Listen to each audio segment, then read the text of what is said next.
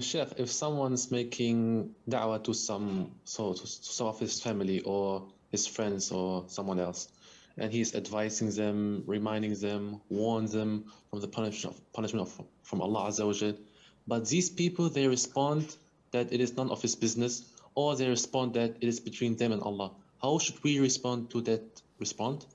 By simply saying okay and stopping.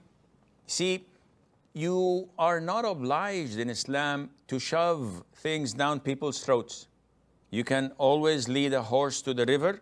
You can never force the horse to drink. Allah says in the Quran, لَيْسَ عَلَيْكَ هُدَاهُمْ وَلَكِنَّ اللَّهَ يَهْدِي مَن يَشَاءُ. It is not up to you, Muhammad, peace be upon him, sallallahu alaihi wasallam, to guide people. Rather, guidance is in the hands of Allah. So, all what you can do is present your case.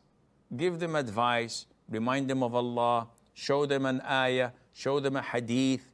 If they are defiant, if they are not inclined to listen and they don't want to listen, quote unquote, the hell with them.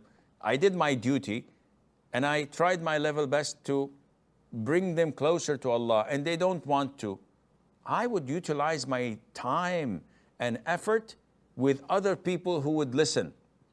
So if I did this with all of my family and they don't want to listen, I'll go somewhere else. I go to the neighbors, I go to the masjid next door, I go to the community, I go online.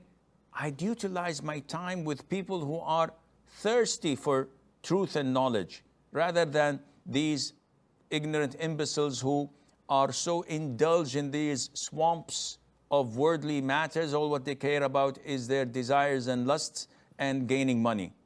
Let them be. I did my due diligence. I did my level best to call them with fair preaching and wisdom. They don't want to listen.